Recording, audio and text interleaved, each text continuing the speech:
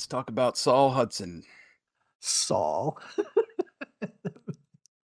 Makes him sound like an old Jewish guy, doesn't it? Yeah. Saul, get in here. Which that's pastrami on rye. Saul, Yeah. give me I a can't do it. pastrami on rye. I can't do a What New is York this, accent. velvet?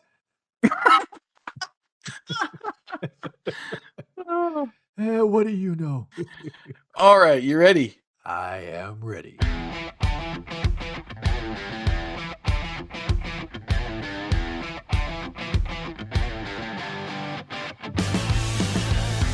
Welcome to the Greatest Lists podcast, a show about music and lists. This season, your hosts Jason and Eric are counting down the top 25 guitar solos of the 80s and the top 25 guitar solos of the 90s. Think your favorite made the list? Tune in and find out. Take it away, boys. Welcome back to Season 2 of Greatest Lists, a music and talk podcast featuring lists of the greatest songs of all time. I am Jason, your host for this episode, and joining me, as always, my co-host Eric. How are you, man? What's going on? I just came in from outside, and I think it's rain. Feeling a little cloudy out there. A little cloudy.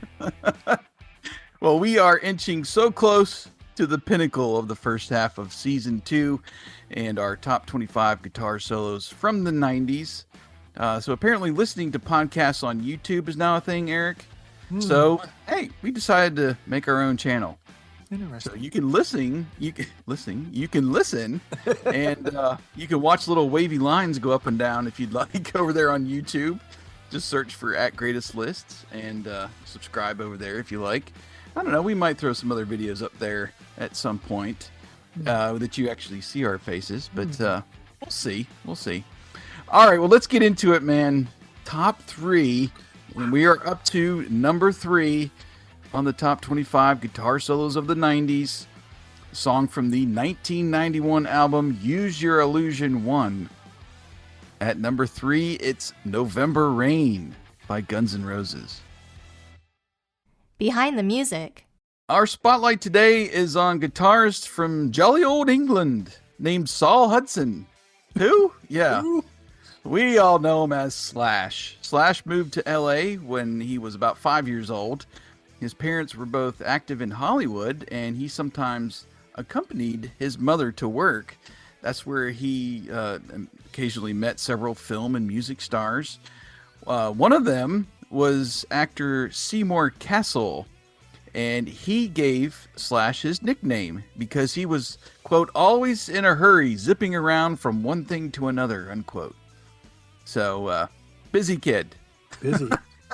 He's, instead of the Flash, he got Slash. He's the Slash. Hey, here's a fun fact. Slash was a champion BMX racer in his early years. I did not know that before doing a little background here, but he decided to put the bike aside and devote himself to playing guitar, practicing up to 12 hours a day. At age 14, he decided to form a band with his friend Steven Adler, of course, Guns N' Roses' first drummer. Adler was playing guitar and Slash started playing bass. But after the band never materialized, he switched to guitar. Influenced by his school teacher who played him Cream and Led Zeppelin. I wish I had that kind of a school teacher. No kidding. He started taking lessons with his flamenco guitar. I can't see him playing flamenco. I can't see him play. Yeah, you see the top hat and you're like, no, he's not playing the flamenco. So he joined his first band called Titus Sloan in 1981 at age 16. In 83, he formed the band Road Crew, again with his friend Steven Adler, who by then had learned to play the drums.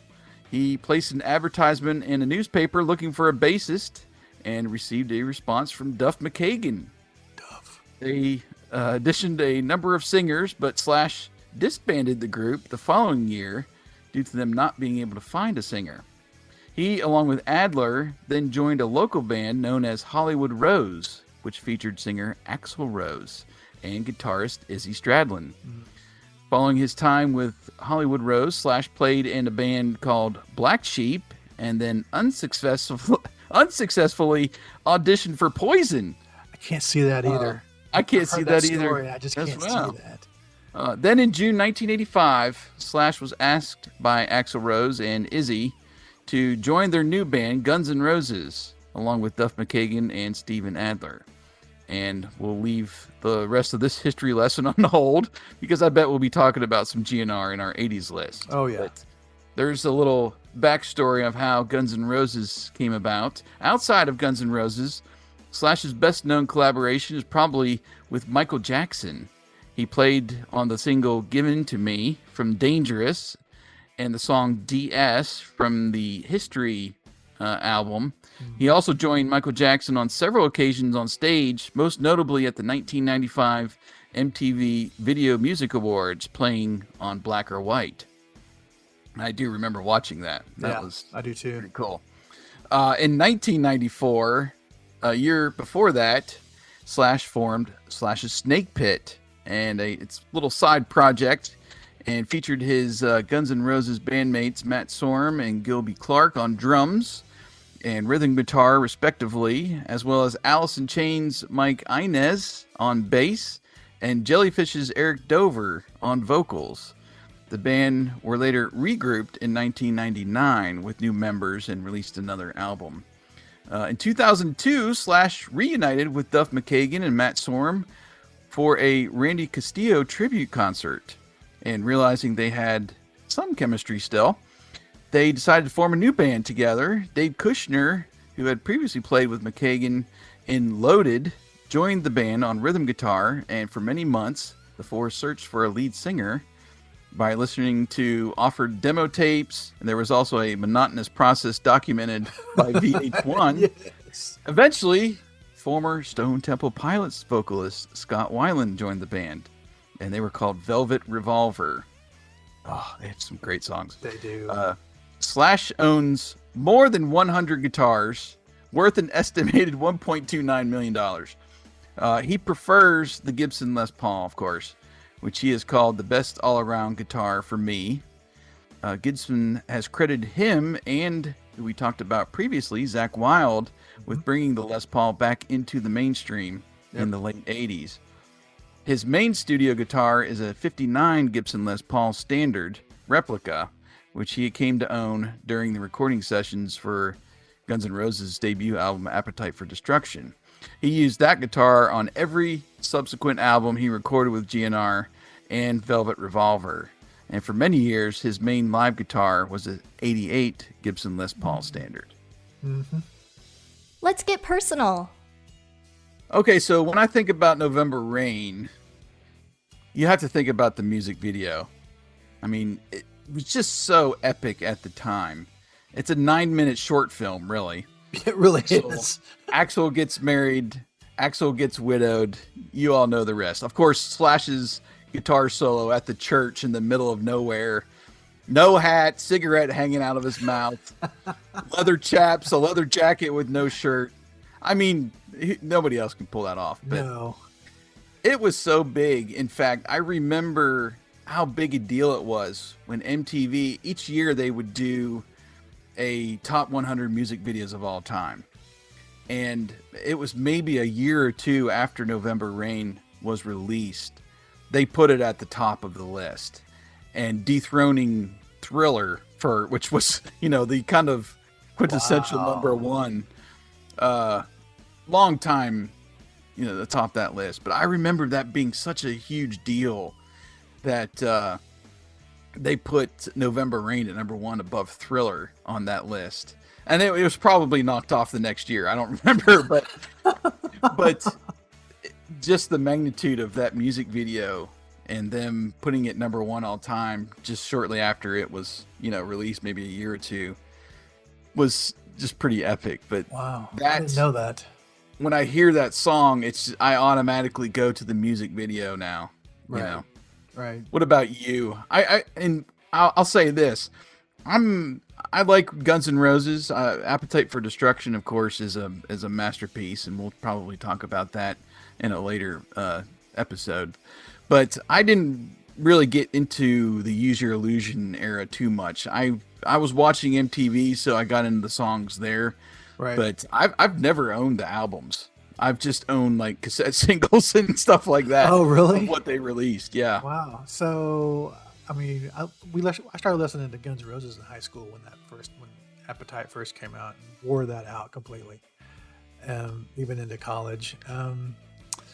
When these two albums came out, I was a senior in college. I was working at Camelot Music at the mall. I had just started Nice. I had just started like a week before, and when it came in, we had a stock before the store opened if we were opening, and I happened to open that day, and like the first two copies I pulled out of 1 and 2, I took straight to the front of their building and started playing them over the speakers in the store and played it all day long. I wouldn't let anybody change it out. Nice. And I wasn't supposed to have a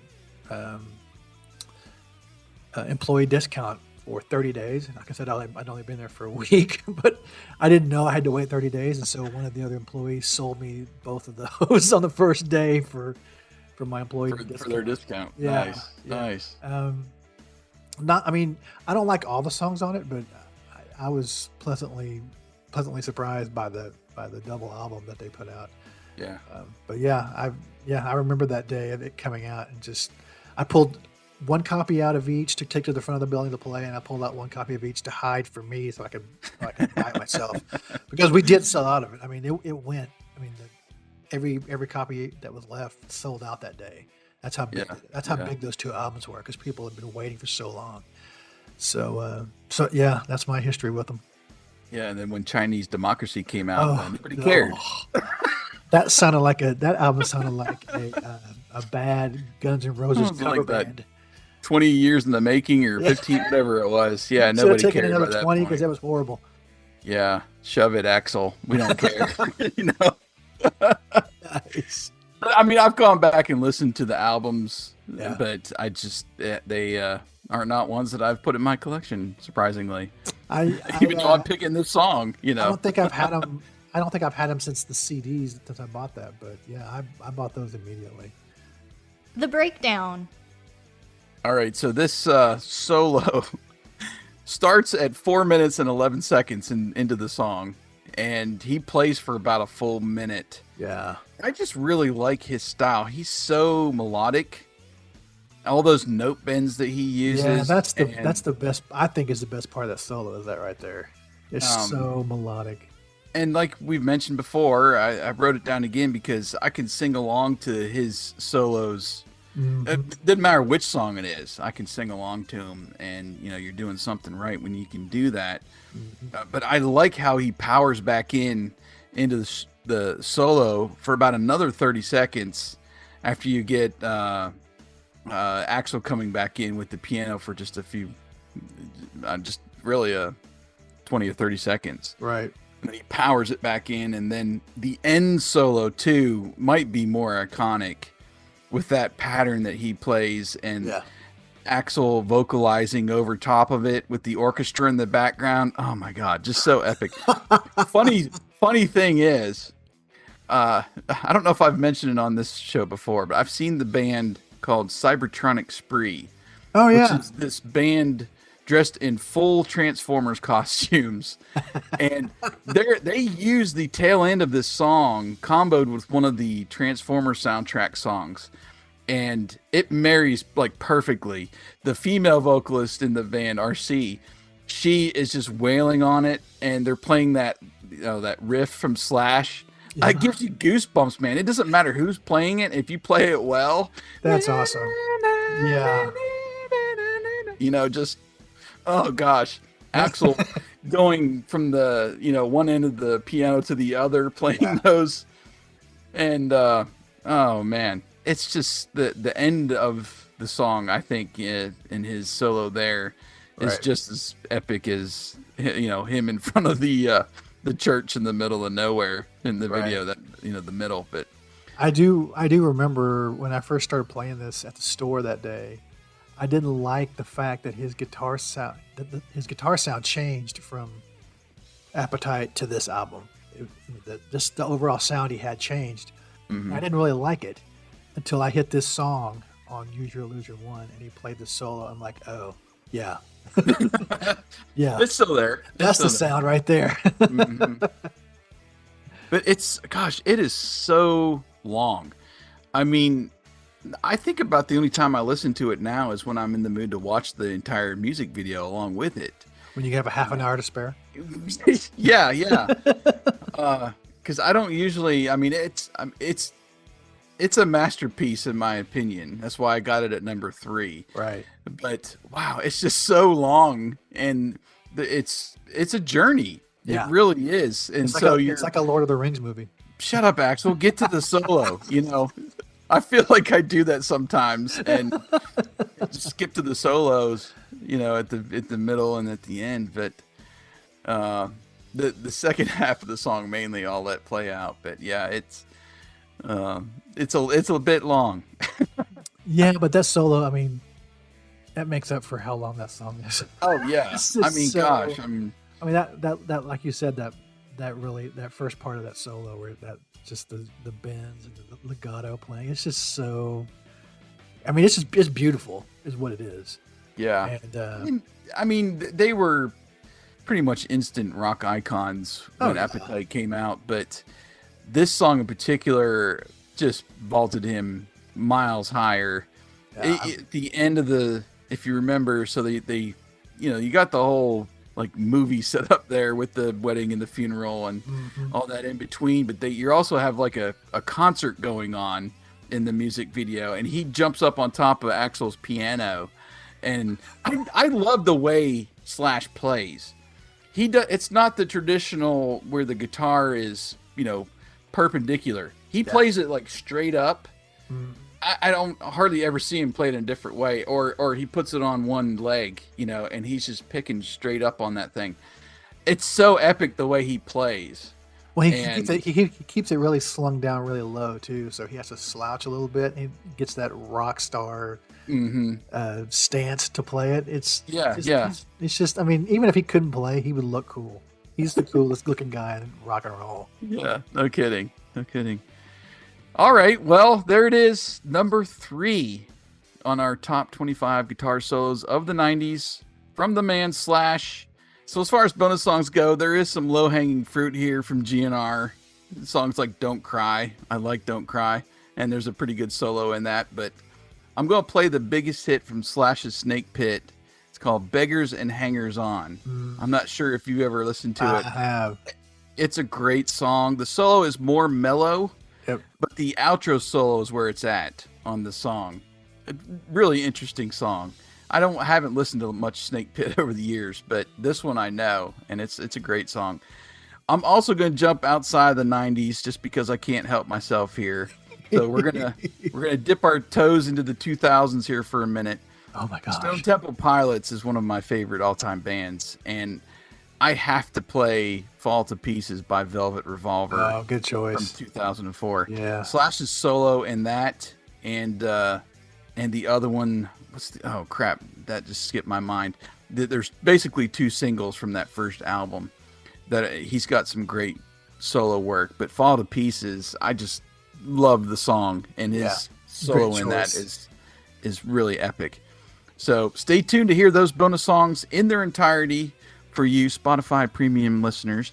Otherwise, use those Song Whip links in the show notes. We'll take you to other places where you can connect with the songs in your favorite music app.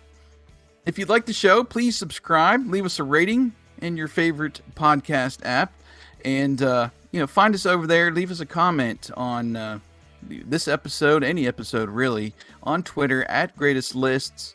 And you can also stream episodes over there on greatestlistspodcast.com on the web. Eric will be back for our number 2. Number 2. Number 2. We are almost there, people. Thanks for listening to Greatest Lists, and we will continue the top 25 guitar solos of the 90s next time. You've been listening to The Greatest Lists.